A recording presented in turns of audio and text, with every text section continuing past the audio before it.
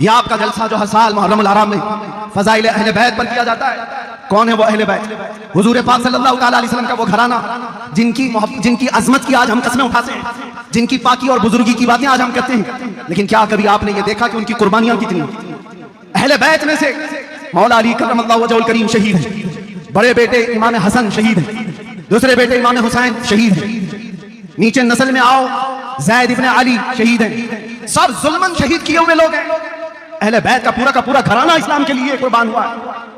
اہل بیت کا تذکرہ کرنے سے پہلے ہوش و حواس کے ساتھ آپ سے میں کہنا چاہتا ہوں، دل میں اگر ہمت ہے، جگر ہے تو یہ سنو اور ان کا نام لو، ورنہ بزدلوں کو یہ زیب نہیں دیتا کربلا کی داستان سننا اور سنانا.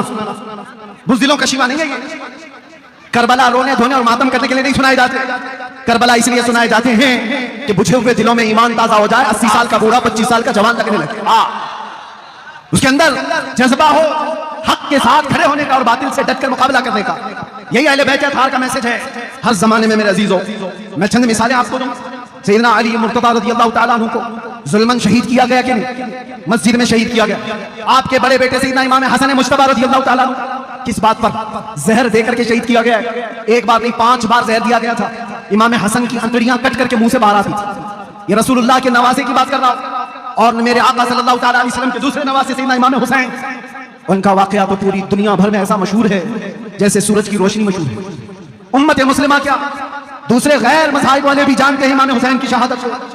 22,000 کا لشکر 82 لوگوں سے کیسے لڑ رہا تھا، بھوکا اور پیاسا رکھ کر کے ان کو تڑپایا جا رہا تھا. ایک ایک بچے کو شہید کر کے، 6 مہینے کے بچوں کو بھی نہیں چھوڑا گیا. یہ شہادت کے واقعات سنے ہو کہ نہیں سنے ہو؟ یہ اہل بیت کی قربانیاں میں تمہارے سامنے رکھ رہا ہوں.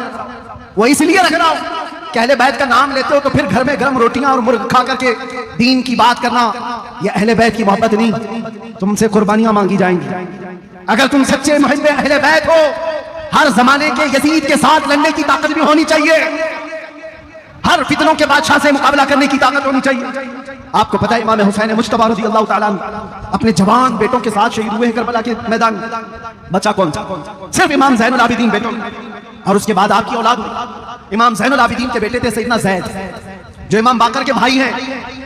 صرف اور صرف 40 سال کی عمر میں وقت کے بادشاہ، اس کے فتنوں کے مقابل میں آپ نے علی اعلان لوگوں کو جگانا شروع کیا. رسول اللہ کے گھر والوں کی عادت ہی ہے، وہ دین اسلام پر کبھی دھبا برداشت نہیں کر سکتے.